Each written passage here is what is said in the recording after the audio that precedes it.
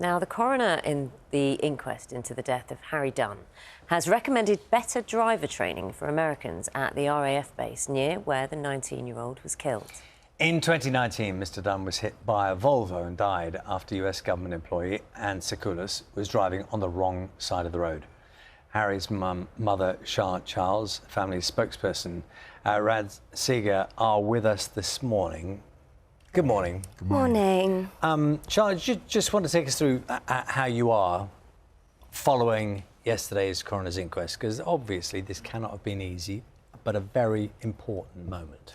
Yeah, it's been probably one of the worst weeks since actually losing Harry. You know, we've had to sit through a barrage and a tsunami of medical reports after medical reports, things that I've heard that I'm not sure if I'm ever really likely to repeat. You know, they really are etched onto that shattered heart like a tattoo. But on the other side of that, we as a family, I think, just feel really proud of to the point that we've got to and all that we've achieved for Harry now.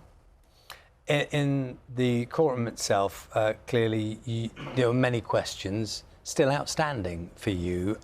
Have you been able to settle much of those questions that remain as to how you can move forward? And I use that word very loosely. Mm-hmm. But how have things settled for you in relation to the questions that you thought this inquest should answer?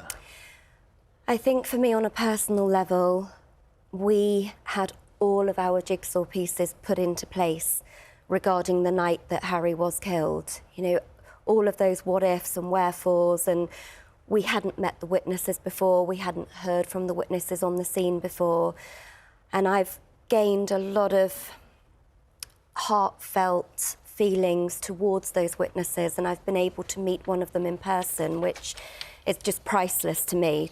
I discovered that that person was with Harry pretty much straight after the crash had happened until the moment Harry was put into the ambulance, and that is invaluable. You know, I'll never be able to thank that person enough. He was amazing.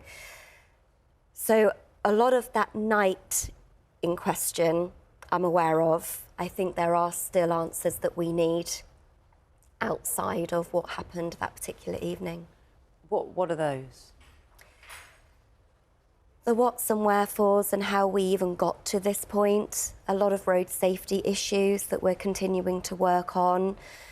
You know, that Harry shouldn't have died. You know, there are measures that need to be put into place that thankfully the coroner has called for around the road safety. And I suppose, Rad, this is where it's good for you to pick up in terms of what the coroner has said, because recommending better driver training for Americans, specifically at that RAF base. One of the things that we wanted to do, Naga, apart from getting justice for Harry, obviously, which we did a couple of years ago, was to try and make things safer for everybody. And that was a real focus this week. The coroner criticized the U.S. government yesterday for not assisting her in her inquiry. And what became clear is that people like Anne Sekulas, who come over and start driving straight away, had no acclimatization or training to help them adjust to our narrow country roads. And that was when Charlotte says answers that still we still need help with is, what did the Americans do in terms of keeping people safe, their own people as well as us who live? And that's where this is now headed. Is this specific to the RAF base? Because some people might be listening and saying, I'm going on holiday this year and I'm going to be driving on the other side of the road in, I don't know, France or Italy, wherever. I get to do that. Why is this specific to clearly this? Our focus arising out of Harry's death, and Harry was not the first and he hasn't been the last. Over the decades, hundreds and thousands of people have been killed outside U.S. bases because of bad driving on the part of the Americans. So our focus is here in the UK and keeping UK citizens and the Americans safe. But specifically around those bases? Specifically around those bases. That's our focus. But you're absolutely right. The same issues apply at ports, at Dover, when French people come over here, or equally when we go to France or drive elsewhere. One of the things that happens when we go to a different country where they drive on the wrong side of the road is the mind just kind of switches off. But there's lots of things you can do. You can have stickers on your driving wheel, or just to remind you to drive on the correct side of the road.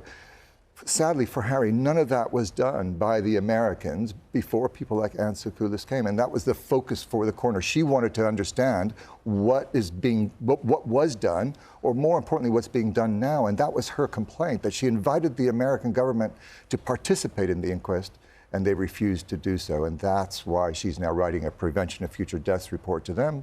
That's part of her job. But yes, and I noticed that in amongst those are two prevention of death notices, maybe you can explain what those are, sent to the UK's Department of Health. And this is in connection with the paramedics. Not a criticism, is it? It's very clear that that's not a criticism. No. Not at all. So away from the road safety issues, which we've been campaigning about, we know the ambulance, sadly, was very late to Harry, as often is the case these days, that demand outstrips supply. So she's issued a prevention of future deaths report, Charlie, is just that. The coroner, part of her job is to inquire into what more can be done to prevent deaths like Harry. So the ambulance was late. She's concerned about that. So she's asked the Department of Health what they're going to do about this issue that we all worry about of ambulance delays. The last one was in relation to carrying a very powerful analgesic to these scenes by paramedics, a drug called fentanyl. And at the moment, paramedics are not allowed to carry that. And that enables them to help people and give them quicker treatment if they can attack their pain. But at the moment, only mountain rescue volunteers are allowed to carry it. Military paramedics are allowed to carry it, but not ordinary paramedics. And away from those practicalities, Charlotte, a lot of our audience who've heard from you many times in the past, followed this journey with you, will be wanting to know about how you are. I know it's one of those questions, and you addressed this, I think, a little bit in your first answer. But how are you doing now, looking ahead? I think the last 18 months since the conclusion of the criminal case, I think have been some of our toughest, because our fight, if you like, was over, which was one huge relief, and then trying to figure out what to do with life, what life is, has been incredibly difficult. But I think slowly but surely we are piecing ourselves back together, and I think this whole inquest this week is definitely giving us more hope for the future, that actually, we can start to move forward now. We've got a lot of work to do on ourselves. I think we're going to be reaching out possibly for more help, but we feel that we're in a position to be able to do that and make sure that Niall and the wider family is knowing that we're there for them too. You've been so open with your quest to get justice in the light of Harry's death, and we fully appreciate it. Thank you so much, and wish you well. Thank you very much. Thank you. Thank you. Let's see, time is